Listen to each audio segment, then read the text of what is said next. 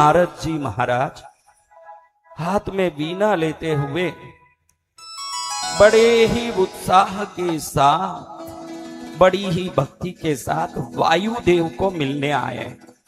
मुख में है श्री नारायण का नाम, मन में है श्री वैकुंठनाथ की दिव्य छवि और भक्ति में मग्न नारायण। हरि नारायण नारायण नारायण, हरि नारायण नारायण नारायण, हरि नारायण नारायण नारायण, हरि नारायण नारायण नारायण, हरि नारायण नारायण नारायण, हरि नारायण नारायण नारायण। नारद जी वायुदेव को प्रणाम करके कहते हैं, सर्वत्र व्यापी परम प्रतापी परम शक्ति को प्रणाम। जिनके रहित हो जाने से प्राण निकल जाते हो, जिनके संचरित होने से प्राण बढ़ जाते हो, जिनके रहने मात्र से जीव मात्र की आयु बढ़ जाती हो, जिनके रहने मात्र से व्यक्ति आनंदित महसूस करता हो, जिनके न्यूनाधिक होने से मनुष्य व्याकुल होता हो, ऐसे प्राण देवता वायुदेव को मेरा प्रणाम। नारद जी पधारिए। भैया ये साउंड बढ़ाओ, देखो ये एक को कम करो थोड़ा, लाइनर में साउंड बढ़ाओ, एक को कम करो, मॉनिटर में साउंड बढ़ाओ। आओ नारद जी, क्या बात है? हम ये पूछना चाहते हैं। बेटा दिनेश, हाँ कुछ फोन आ गया, बीच बीच में ये चलेगा तो गाड़ी कैसे होगी कथा की, लेकिन ये का तो सुन लें कि उनके घर में माँ क्या करने वाली है। माइक आगे दे दे बेटा, तू मत जाया कर, बहुत लंबा हो जाएगा, माइक पास करो। प्रणाम गुरुदेव, मेरा नाम रवि पंत है, मैं उदयपुर से हूँ। अभी अभी वाइफ का फोन आया कि उसको पर्स में 3 रुपए मिले, खाली पर्स में। अरे खाली पर्स ही होगा, नहीं तो खाली तो रखने बोला, नहीं तो 3 रुपए क्या मिले? खाली पर्स था क्या? बिल्कुल खाली पर्स। किस एरिया में रहते हो आप? यहीं पास में एक नवरत्न कॉम्प्लेक्स करके जगह है, यहाँ पे नवरत्न बरसाने माँ वहां पहुंच गई, नवरत्न कॉम्प्लेक्स में पहुंच गई। देखो माँ ब्रह्मांड में कहीं भी जा सकती है, आप अगर सच्ची भक्ति करोगे 9 दिन में आपके घर में देवताओं की लीला शुरू हो जाएगी। देवी देवता जल्दी करें बेटा, माइक पास कर दिया कर। दिनेश तू बाहर आ जा। प्रणाम गुरुदेव। माइक मुंह पर रख बेटा, माइक रखना सीख ले। हाँ गुरुजी, हमारे घर पे ना अगरबत्ती की खुशबू आ रही है। बजाओ ताली जोर से, जल्दी जल्दी करो बेटा, जल्दी करो। जय गुरुदेव, हमारे घर पर इलायची मिक्स घी की खुशबू आ रही है। बजाओ ताली। अरे इतना सुना ना, माइक मुंह पर रखना भाई। उदयपुर से ही हूँ, नाकोड़ा नगर। नाकोड़ा के भैरवनाथ की बोल भाई। हेलो हेलो, मैं माया खंडेलवाल, सेंटर एरिया। पानी के छाटे की दीवार पर दिख रहे हैं घर पर।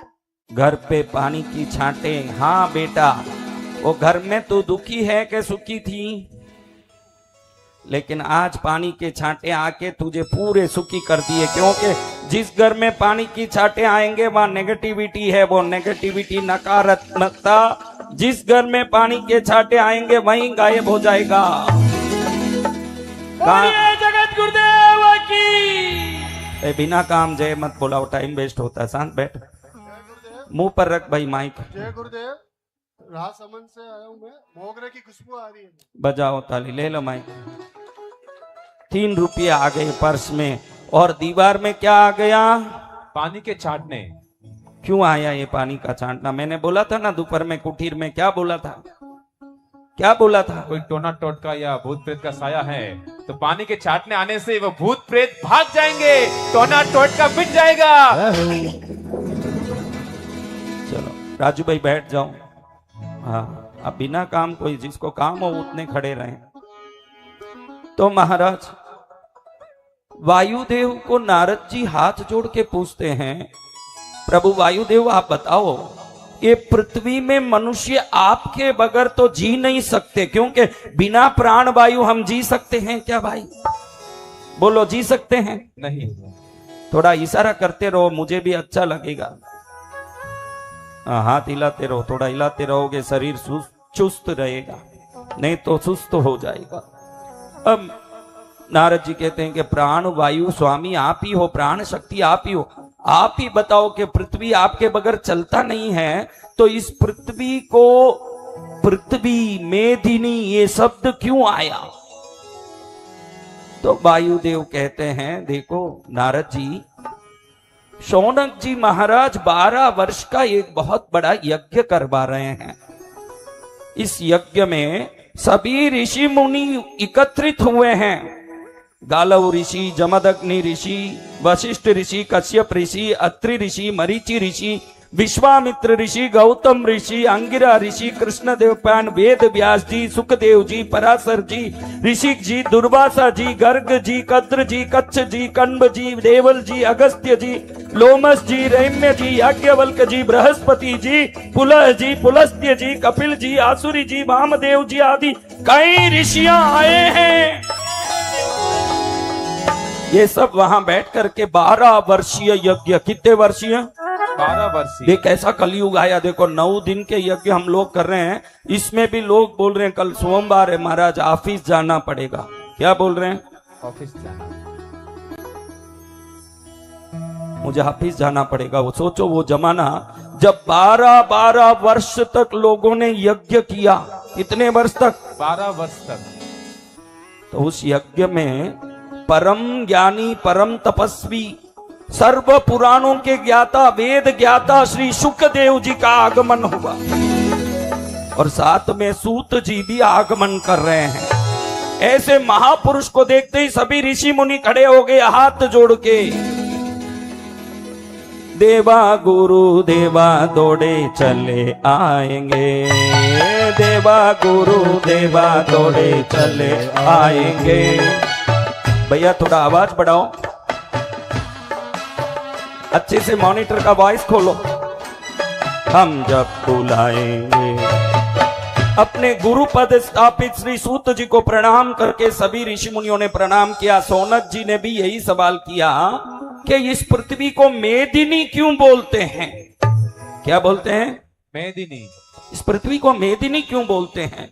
तुरंत श्री सूत जी ने कहा कि एक समय में नारद जी को जो वायु देव ने बताया, वही बात मैं तुम सबको बताने वाला हूं। बैठो, अच्छे से सुनो इस बात को।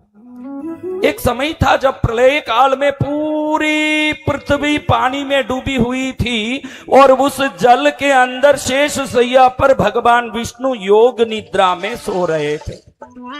किस में सो रहे थे? योग निद्रा में। योग निद्रा में शयनरत थे। तो उनके शयन के समय में उनके कान के मल से, उस मल से 2 दैत्य प्रकट हुए, मधु और कैटभ। ये दोनों दैत्य प्रकट हुए, और प्रकट होते ही सीधा उनका आंख विष्णु जी के नाभि कमल में उद्यत श्री ब्रह्मा जी पर पड़ा। एक अच्छा आदमी किसी को देखेगा, कुछ देने की कोशिश करेगा। एक खराब आदमी किसी को देखेगा तो उससे कुछ छीनने की कोशिश करेगा। ध्यान रखना, जिसकी जैसी वृत्ति वैसी उसकी प्रवृत्ति। अब ये मधुकैटभ दोनों देखे ब्रह्मा जी को मारने दौड़े। ब्रह्मा जी देखे कि विष्णु मेरे पिता तो सो रहे हैं और ये दोनों मारने आ रहे हैं। चारों तरफ पानी पानी, कुछ नहीं दिख रहा, मुझे कौन बचाएगा? त्राही त्राही त्राही त्राही त्राही त्राही। सैया में योग निद्रा में रहे विष्णु जी को उठाने की कोशिश की ब्रह्मा जी ने। जब जोर जोर से आवाज करके हिलाने लगे विष्णु जी को, विष्णु जी ने सैया त्याग किया, निद्रा त्याग की। देखा कि सामने 2 राक्षस बड़े उग्र पाताल से आकाल तक विकराल रूप लेके खड़े हैं, और अपने मद से भरे हुए अहंकार से गर्जना कर रहे हैं। विष्णु जी तुरंत अपने हाथ की गदा लेके उनसे युद्ध करने लगे। अब ये युद्ध चला 5000 वर्षों तक। कितने वर्षों तक? 5000। अब 5000 वर्षों तक युद्ध करके भी कोई परिणाम आते नहीं दिखा, तो ब्रह्मा जी ने कहा, हे मायापति, इनको कुछ न कुछ माया में डाल दो ताकि जल्दी कुछ हो जाए, वरना तो युगों तक युद्ध करोगे तो भी कोई फायदा नहीं होगा। तुरंत विष्णु ने अपनी माया डाली इन दोनों मधुकैटभ पर, और माया से ग्रस्त होते ही उन्होंने देखा कि माया काम कर रही है। तुरंत विष्णु जी ने ऐसे हाथ जोड़ के पूछा, हे पुण्यशाली आत्माओं, मैं आपसे एक वरदान मांगना चाहता हूं। किसने बोला? विष्णु जी ने। हाँ, आपको भी कोई बढ़ चढ़ के बोले तो खुशी हो जाती है कि नहीं? किसी से भी काम निकालना हो, थोड़ा सा उनको ऊंचे चढ़ाओ। वो कैसा भी आदमी हो, जब आप ऊंचा चढ़ाओगे तो वो नीचे आ जाएगा, यही सिद्धांत। जैसे ही ऊपर चढ़ाओगे वो नीचे हो जाएगा। जैसे ही राक्षस बोले, आहा हा हा हा, चलो तुम हमसे वरदान मांग रहे हो तो हम प्रसन्न हैं, तुमको वरदान देते हैं, तुमको क्या इच्छा है मांग लो, हम देने के लिए तैयार हैं। विष्णु ने कहा, हाथ जोड़ के मांग रहा हूं वरदान, कहीं बाद में मुंह तो मुकर नहीं जाओगे, बात से मुकर तो नहीं जाओगे। राक्षसों ने कहा, हम राक्षस हैं, कभी वाह वचन नहीं बिगाड़ते, क्या चाहिए मांग लो। विष्णु जी ने हाथ जोड़ के कहा कि तुम दोनों मेरे हाथ से मारे जाओ, यही मेरी इच्छा है, वरदान यही है, यही हमको चाहिए तुमसे कि तुम दोनों मेरे हाथ से मारे जाओ। राक्षस कहे हैं, बहुत अच्छा वरदान मांगा तुमने, क्योंकि माया से ग्रस्त है। आप भी ध्यान रखना, आपके पीछे पीठ में चूरी लेके कोई खड़ा हो, वो जब मीठा बोलता है तो आपको मालूम भी नहीं पड़ता है कि उसके पीठ के पीछे हाथ में चूरी है। आप बड़े खुश होते हो जब चूरी भोंकता है अपने कमर में, तब मालूम पड़ता है कि इसने चूरी भोंक दी। दोनों राक्षस कहे कि तुम हमको मारो, हम वरदान दे दिए, बड़े खुश हैं, लेकिन वहां मारो जहां कोई पानी ही ना हो। अब चारों तरफ पानी पानी है, पानी ना हो ऐसा कौन सा जगह है? ऐसी कौन सी जगह है जहां पानी नहीं होगी? तो विष्णु भी तो मायापति हैं। तुरंत विष्णु ने कहा कि ठीक है, ऐसे ही मारते हैं। विष्णु जी ने इन दोनों को पकड़ा, गला दबोचा और अपने जांग पर उठा के रख लिया जहां पानी ही नहीं है, और जांग पर रख के एक ही चक्र डाला और दोनों के गर्दन कट गए। अब जैसा ही गर्दन कटा तो इनके शरीर से धड़ाधड़ अंदर का मेद, जिसको चर्बी कहते हो, ये पूरी चर्बी पृथ्वी में चारों तरफ फैल गई। पूरा खून, हड्डियां, चर्बी से पूरी पृथ्वी भर गई। इन राक्षस मधुकैटभ के मेद से भरने के कारण ये धरती मेदिनी कहलाई। ये कहानी बताते हुए सूत जी सोनक जी को कहते हैं, ऐसी मेदिनी में एक जगह है। कौन सी जगह? जहां बाद में वेन नाम का राजा, उसका पुत्र पृथु ने एक जगह को साफ किया। इस पूरी जो मेद चर्बी भरी जगह में एक जगह को साफ किया। उस जगह को शुद्ध करके उसमें पाट बिछवाए। क्या बिछवाए? पाट। वो जगह इतना पवित्र और प्रकाशमय हो गया, पूरी धरती चारों तरफ अशुद्ध थी। ये जगह परम पवित्र होने के कारण ये जगह को मेद पाट कहा गया, जिसी को आज हम मेवाड़ कहते हैं, वही मेद पाट। चारों तरफ चर्बी से भरी वो वातावरण में एक जगह ऐसी हो गई जो मेवाड़। देखो कितनी बड़ी गौरव की बात है, पृथ्वी की शुद्धि में पूरी पृथ्वी, पृथ्वी यानी भारत नहीं, षटखंड पृथ्वी में सबसे पहले सर्वोत्तम स्थान अगर कोई वस्तु बना तो वो मेवाड़ है, इसीलिए उसको मेदपाट कहते हैं। ये मेवाड़ की ये धरती सबसे पवित्र बनी, उत्तम बनी। इधर कहानी कहते कहते वेन राजा के पुत्र पृथु ने पृथ्वी को जब ये साफ किया तो पूरी सफाई के बाद एक पृथ्वी गाय की तरह, देनु की तरह सुंदर हो गई। तो ये गाय रूपी पृथ्वी ने श्री पृथु राजा को कहा, तुमने मुझे शुद्ध किया, पवित्र किया, मैं प्रसन्न हूं, वरदान मांगो। तो पृथु राजा को अपनी पुत्री के रूप में मानने की इच्छा हुई इस पृथ्वी को। तो उन्होंने कहा, मेरा नाम पृथु है, तो तुम मेरे नाम से पृथ्वी बन जाओ। तो तब पृथु राजा से शुद्ध होने के कारण ये धरती पृथ्वी बन गई, जो मेदिनी बनी थी।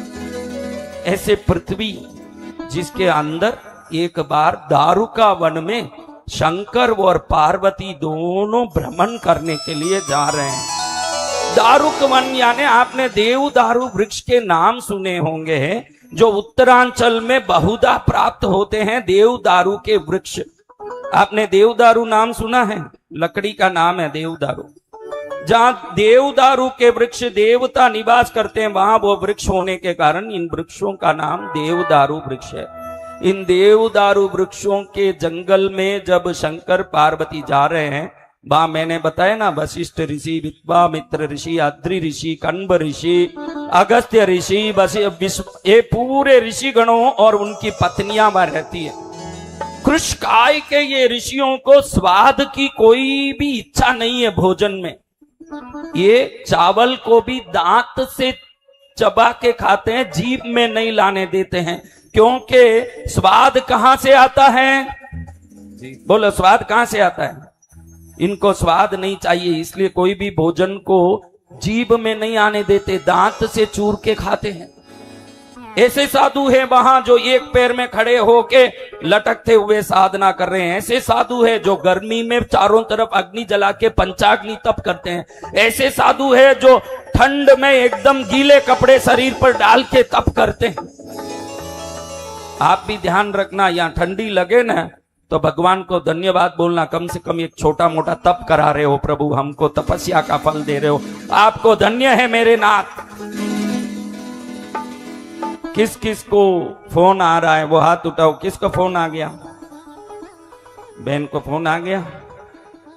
हाँ, बहन के पास माइक पहुंचा दे, तू मत जा, इधर से माइक दे दे बेटा। किसको फोन आया? भाई को फोन आ गया। उस भाई को फोन आ गया। फोन बहुत आए, फोन आए वो खड़े हो जाओ, नहीं तो कब वापस आ जाएगी माता। जिसको उधर से ही बोलो बेटा, आओ मत, आगे मत आओ।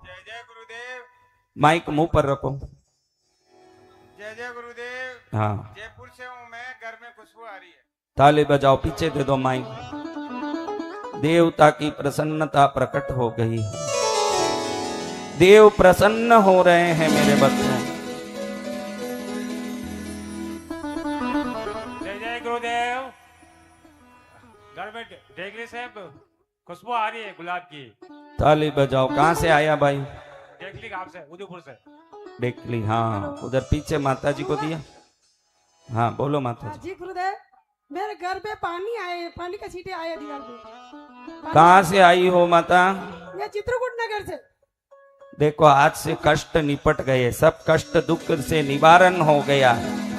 अब कोई कष्ट नहीं है माता जी, कष्ट निकल गया। सब माँ ने पूरे घर में मंत्र की चाटना करके घर को शुद्ध कर दिया है माँ ने। हम यहाँ बैठे हैं और माँ चमत्कार कहाँ दिखा रही है? कहाँ दिखा रही है?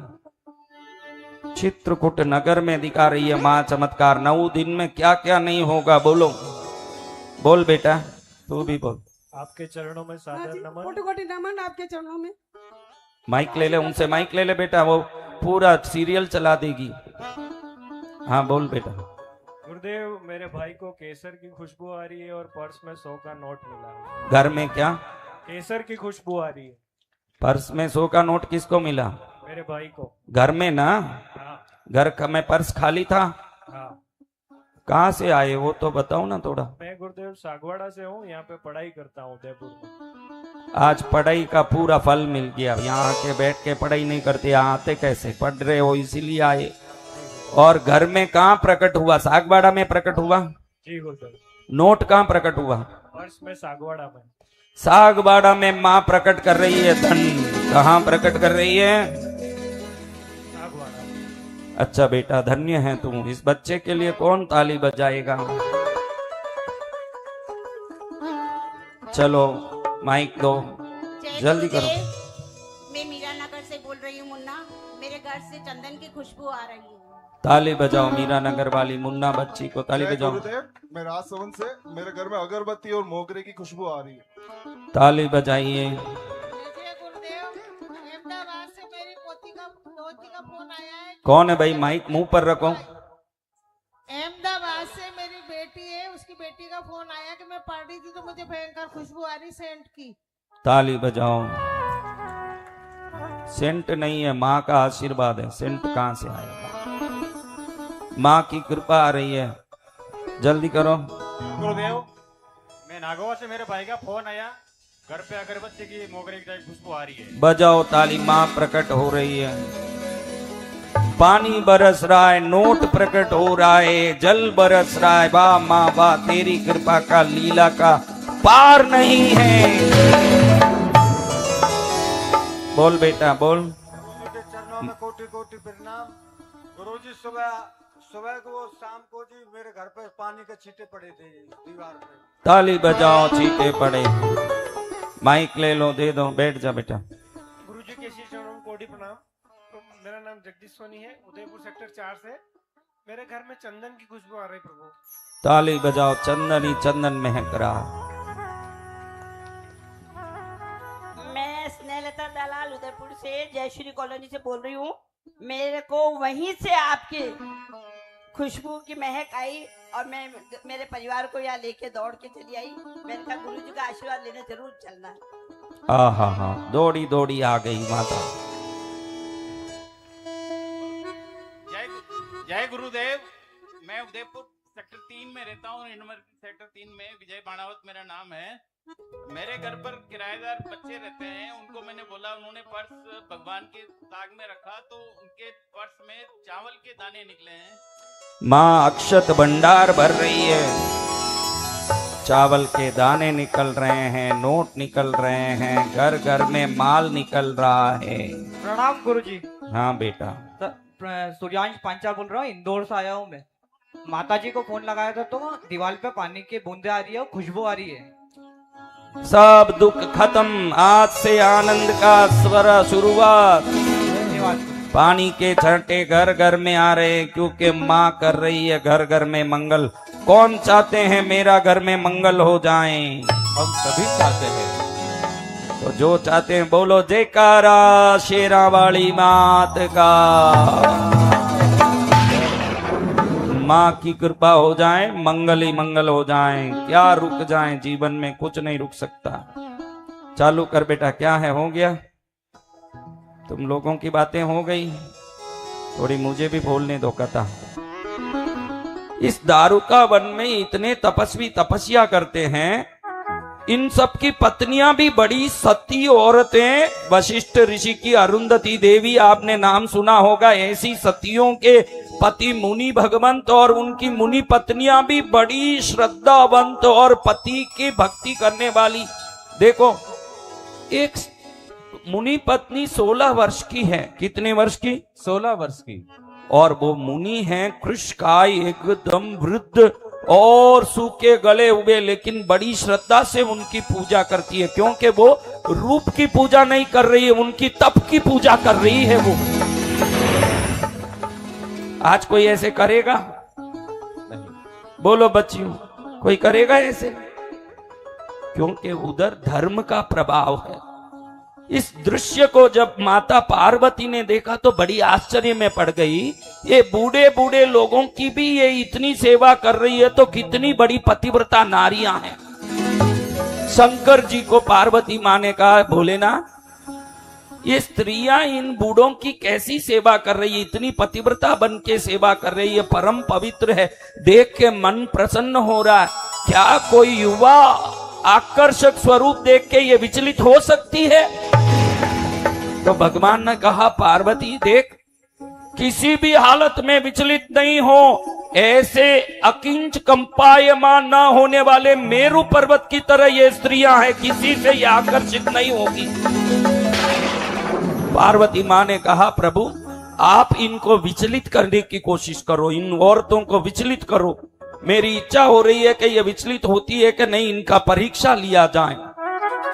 तब शंकर जी ने बोला, ऐसे करना नहीं चाहिए पार्वती, क्योंकि ये परम पतिव्रता है, अपने पति के सिवाय कोई चीज में मन नहीं लगाती। ऐसे पतिव्रता स्त्री के मन को विचलित करना कितना बड़ा पाप है। पार्वती माँ स्त्री हट में आ गई। पार्वती माँ कहती है इनको विचलित तो करना पड़ेगा, क्योंकि इतने बड़े ऋषि मुनियों के चरण में सेवा करने वाली ये मुनि पत्नियां किसी आकर्षक यौवन रूप को देख के विचलित होती है कि नहीं, ये देखने की मेरी बहुत इच्छा हो रही है। भगवान ने कहा ऐसे करना नहीं चाहिए पार्वती,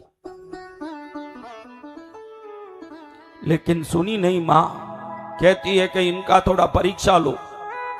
जब शंकर जी पार्वती की बात को सुने तो एक क्षण में अपना रूप बदलाया, कामदेव सदृश हो गए भगवान शंकर। हाथ में धनुष और पंच पुष्प वाहन आ गया जैसे कामदेव के हाथ में हो। यौवन की मदचूर अवस्था ऐसी सुंदर हो गई भगवान की, उनके पीछे पीछे बहुरे मंडराए जैसे कोई कमल का पुष्प समझ के, इतने आकर्षक रूप हो गया। इस रूप को लेके वो चलने लगे आगे आगे, तो मुनि पत्नियों ने देखा कि कोई युवा आकर्षक दिव्य स्वरूप आया है। उसी समय मुनि पत्नियों की मन से वो जो वैराग था वो बिल्कुल स्खलित हो गया और मन में मोह ने स्थान पकड़ लिया, और उसी भगवान के स्वरूप के पीछे पीछे सब पागल होके चलने लगी। जैसे आपने देखा होगा बकरियों को एक ग्वाला चलाता है, एक आगे लाठी पकड़ के एक आदमी जाता है, उसके पीछे पीछे जैसे बकरियां जाती है, ऐसे सभी मुनि पत्नियां भगवान शंकर के पीछे पीछे चलने लगी। अब जब भगवान शंकर के पीछे सभी मुनि पत्नियां चलने लगी तो मुनियों ने देखा कि अपनी पत्नियां किधर जा रही है। बड़े बड़े मुनि, वशिष्ठ मुनि, विश्वामित्र मुनि सब देख रहे हैं कि ये क्या हो रहा है। तो देख रहे हैं कि सभी किसी के पीछे जा रही है। कौन है ये? त्रिकाल ज्ञानी मुनियों ने देख लिया कि ये तो भगवान शंकर है, और ये सब मोहित होकर हमारी पत्नियां उनके पीछे जा रही है। तो मुनियों को मन में क्रोध आया कि शंकर जी ने हमारी पत्नियों को भ्रमित कर दिया, जो इतने वर्षों से पतिव्रता बन के हमारी सेवा कर रही थी, इनको भ्रमित कर दिया। तो एकदम क्रोधित होकर के शंकर जी को मुनियों ने श्राप दिया कि हे भोलेनाथ, आपने हमारी पत्नियों को भ्रमित किया अपने रूप से, तो आपका लिंग कट के पृथ्वी में गिर जाए, ये हमारा श्राप है। शंकर जी हंसने लगे। जिन स्वरूपों को मैं बनाता हूं, पंचभूतों को मैं बनाता हूं, पृथ्वी, वायु, अग्नि, जल, आकाश आदि को मैं बनाता हूं,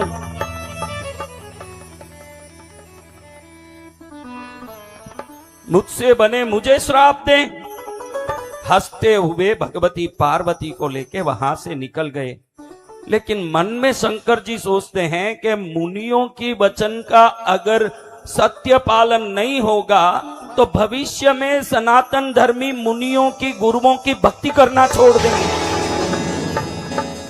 मैंने ये धरती बनाई, उसमें धर्म बनाया, वेद शास्त्र बनाया, तो उसका पालन करवाने की जिम्मेदारी मेरी है। मैं अगर उस जिम्मेदारी से च्युत हो जाऊंगा तो दुनिया का क्या होगा? शंकर जी सोच रहे हैं। अब शंकर जी पार्वती माँ को लेके एकांत स्थान में चले गए। वहां दोनों एकांत में हैं। उस समय तारकासुर नाम का एक राक्षस भयंकर अट्टहास करते हुए तीनों लोकों में परेशानी उत्पन्न कर रहा है। देवलोक में उसने पूरे से अपने हिंसा से चारों तरफ देवताओं को परेशान करके त्राही त्राही मचा दिया। सभी देवता देखते हैं कि शंकर जी को एक पुत्र होगा, क्योंकि उस समय शंकर जी एकांत योग में थे। तो सबने सोचा कि भाई भगवान योग में है, तारकासुर को भी मालूम था कि भगवान एकांत ध्यान में है, तो उसने वरदान मांगा कि भाई सती माँ तो अग्निकुंड में कूद के मर गई है, अभी शंकर एकांत में आ गए हैं, तो शंकर के पुत्र से ही मेरा वध होना चाहिए। शंकर की बाद में पार्वती माँ से विवाह हुई, उसके पहले इसने ये वरदान मांगा। मन में सोचा शंकर जी की पत्नी तो सती मर चुकी है, तो पुत्र कहां से होगा न मैं कहां से मरूंगा, ये संभव ही नहीं है, इसलिए मैं ऐसा वरदान मांगू। इस प्रकार का भाव करके उसने शंकर जी से ये वरदान मांग लिया कि आपके पुत्र से ही मेरा वध होना चाहिए। लेकिन बाद में पार्वती मां से शंकर जी का विवाह भी हो गया। अब देवता वहां जा रहे हैं प्रार्थना करने के लिए कि भगवान आपका पुत्र जल्दी हो ताकि तारकासुर का वध हो। लेकिन भगवान एकांत में पार्वती माँ के साथ थे। उस समय ये अंदर चले गए, त्राही त्राही करते। पार्वती माँ को गुस्सा आ गया कि ये देखो मेरे एकांत में विघ्न करने बगैर कुछ पूछे काछे अंदर घुस गए। पार्वती माँ जैसे ही देवताओं को देखी, तुरंत देवताओं को श्राप दिया कि सभी देवता तुम लोग मेरे एकांत को भंग करने अंदर घुस के हम पति पत्नी के उल्लास में विघ्न डाला, इसलिए सभी देवता तुम लोग पाषाण हो जाओगे, सब पत्थर हो जाओगे।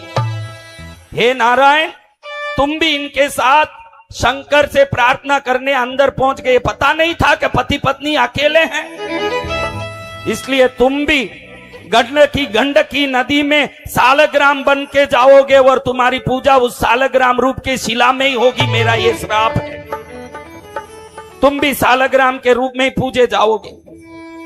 सभी देवता धरती में पत्थर के रूप में ही पूजे जाएंगे। मंदिर मंदिर में पत्थर के ही शिला के रूप में सभी देवता पूजे जाएंगे। ये मेरा श्राप है। इतने में शंकर जी की एकांत में उनकी ऊर्जा वीर्य बन के गंगा नदी में अग्नि के रूप में जाके पड़ी। उस अग्नि की दिव्यता से भगवान कार्तिकेय का उद्भव हुआ। उस समय नारायण जी को प्रसन्न करने की भाव हुई, तो नारायण ने मां पार्वती को प्रसन्न करने के लिए कहा, बहन पार्वती, तुमने अपने पुत्र को प्राप्त करने की उस उल्लास में विघ्न देख के हम सबको श्राप दिया, लेकिन तुम्हारा पुत्र तो गंगा में उत्पन्न हो गया, गांगेय के रूप में, कार्तिकेय के रूप में। अब तुम अपना क्रोध छोड़ो, हम सबको आशीर्वाद दो। पार्वती माँ ने देखा कि भाई मेरा बेटा पेट से नहीं हुआ तो भी गंगा से तो हो ही गया, मुझे पुत्र हो गया। उस खुशी में पार्वती माँ ने आदेश दिया कि पहले मुनियों ने मेरे पति को लिंग कटने का श्राप दिया, वो श्राप ही पृथ्वीवासियों के लिए वरदान बन जाएगा। इस पृथ्वी में सर्वोत्तम एक स्थान है जहां मेद सब जगह भरा था, लेकिन उस जगह में सदा पवित्रता रही। उस मेवाड़ क्षेत्र के अंदर भगवान की आत्म ज्योति लिंग बन के प्रकट होगी, जिसको एक लिंग के रूप में दुनिया पूजा करेगी। इसके पहले बहुत सारी घटना घटेगी। भगवान सोचेंगे कि मुनियों की बात को मैं मिथ्या कर दूंगा तो कल से कोई सनातन गुरु परंपरा को मानेंगे नहीं, इसलिए दुनिया को संत साधुओं पर सम्मान हो जाए, इसलिए उनके श्राप को मैं आशीर्वाद के रूप में बदलूंगा। भगवान शंकर ने कहा, मेरे आत्मा से एक ज्योति लिंग के रूप में प्रकट होगी। मुनियों ने श्राप दिया कि तुम्हारा लिंग गिर जाए। मेरे आत्मा ज्योति लिंग के रूप में प्रकट होके अमरकंटक में प्रकट होगी, अमरकंटक की नर्मदा नदी के किनारे, और वहां से पाताल में जाके गिरेगी। और पाताल में कामधेनु माता आके उस ज्योति को हाथ में धारण करके राजस्थान के मेवाड़ क्षेत्र में लाके एक लिंग के रूप में वो कामधेनु स्थापित करेगी। पवित्रता की इस पावन प्रसंग पर सर्वतो भद्र सर्प को मंगल होगा। नारायण जी पूछते हैं, हम सबको तो तुमने पत्थर होने का श्राप दे दिया, हमारा क्या होगा? हम क्या पत्थर बन के बैठे रहेंगे? मां कहती है, मेरा श्राप भी वरदान बनेगा। जहां एक लिंग जी की स्थापना होगी, आसपास में ये पाषाण रूपी सभी देवी देवता वहां विद्यमान हो जाएंगे। 33 कोटि वर्ग देवता भी एक लिंगनाथ के पास में सदा के लिए पाषाण बन के खड़े होके उनकी सेवा करेंगे। श्राप ही वरदान बन जाएगा उनके लिए, सदा सदा के लिए भगवान एक लिंग की पूजा करने वाले बनेंगे। हे गंगा, मेरे पति के वीर्य को मैं अपनी यहां लेके पुत्र बनाना चाहती थी, लेकिन वो वीर्य तुम्हारी नदी में गिर के तुम्हारे यहां से कार्तिकेय बन के प्रकट हुआ। तुमने कुटिल भावना से मेरे पुत्र को अपने पेट में लिया, इसलिए तुमको भी मैं श्राप देती हूं कि तुम कुटिला नदी बनके एक लिंगनाथ के पश्चिम दिशा में बहोगी। तुम्हारा नाम कुटिला नदी होगा, तुम वहां बहोगी, तुम्हारा उद्धार वहीं से होगा। जया विजया को श्राप देती है। आपने बनास नदी का नाम सुना है? बनास नदी का नाम किसने सुना? हाँ, वो है वर्णनाशा। जया देवी, जो जया विजया पार्वती माँ की सेवा करती है, माँ पार्वती ने श्राप दिया जया को कि जब इतने देवता अंदर घुस रहे थे, तुम लोग करते क्या थे? हे जया, तू वर्णनाशा है, हर एक को अंदर छोड़ दी, तेरा वर्ण नाश हुआ, इसलिए तू वर्णनाशा नदी के रूप में बहेगी, वहीं से दुनिया को पवित्र करेगी। और तू विजया गंभीर बन के खड़ी होने की जगह मुंह खोल के सबको अंदर छोड़ दी, देवताओं को। तू गंभीरा नदी बन के राजस्थान के प्रांत में बहेगी। बहुत सारे पार्वती माँ ने इस राजस्थान को वरदान दिए, इसमें एक भी श्राप नहीं है, ध्यान रखना। ये श्राप के नाम से आशीर्वाद। इस मरुदर भूमि में जहां चारों तरफ रेत है, भगवती ने गंगा को कुटिला नदी के रूप में, जया को बनास नदी के रूप में, विजया को गंभीरा नदी के रूप में इस राजस्थान के मेवाड़ भूमि को दिया, पार्वती ने श्राप के रूप में।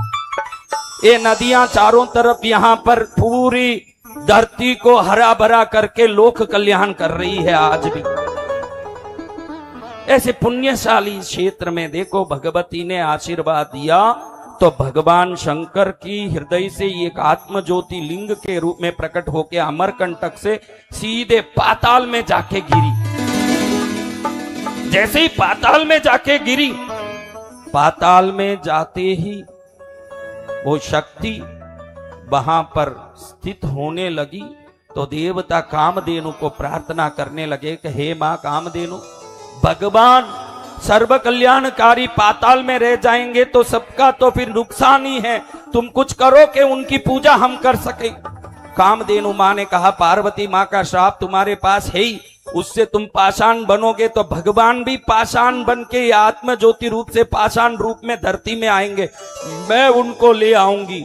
भगवती पाताल से उस ज्योति को लेके आकाश की ओर आ रही है। देखी कि कहां रखूं, सब जगह पहले पृथ्वी में मेद चर्बी भरा था, एक ही जगह वैसा पवित्र जो मेद पाठ मेवाड़, उस जगह में ही भगवान होना चाहिए। ये विचार करके गौ माता कामधेनु ने बड़ी ही प्रचुरता की भक्ति के साथ भगवान एक लिंग जी को लाके मेवाड़ के कैलाशपुरी में लाके स्थापित किया। सभी देवता जय जयकार कर रहे हैं। क्या कर रहे हैं? जय जयकार। भोलेनाथ भगवान भी कितने बोले। देखो एक बार एक चोर मंदिर में घुस गया, देखता है कि मंदिर में शिवलिंग के ऊपर ही घंटी है। कहाँ घंटी है? शिवलिंग के ऊपर। अब लिंग के ऊपर ही घंटी हो तो कहाँ चढ़ के उसको खोलना पड़ेगा बताओ? देखता है कि आसपास में कोई ऐसी कुर्सी या कोई चीज नहीं कि जिस पर चढ़ के खोल सकते हैं। तुरंत वो शिवलिंग पर ही खड़ा हो गया, उस पर चढ़ के घंटी खोलने लगा और तुरंत भगवान भोलेनाथ मां पार्वती के साथ प्रकट हो गए। बोलते हैं कि भक्त मैं तेरे से बहुत प्रसन्न हूं, क्या वरदान मांगना मांग ले। पार्वती मां कहती है कि भोलेनाथ आपको इसीलिए भोला कहा जाता है, ये तो चोर है, ये घंटी चुराने आया, आप तो इसको वरदान देने भी तैयार हो गए ना, मेरे को भी लेके आए हो, क्या करोगे ऐसे? भगवान बोलते हैं मैं भोला नहीं हूं, तू भोली है। देखो ये उदयपुर वाले मेरे ऊपर, ये उदयपुर वाले ये वहां आके एक लिंग जी में मेरे ऊपर कोई गंगा जल चढ़ा रहा है, कोई बेलपत्र चढ़ा रहा है, कोई माला चढ़ा रहा है। देखो ये एक ही आदमी है जो खुद को ही मेरे ऊपर चढ़ा लिया, इसलिए इसको मैं वरदान देने आई। ये है भोलेनाथ, बड़े भोले हैं।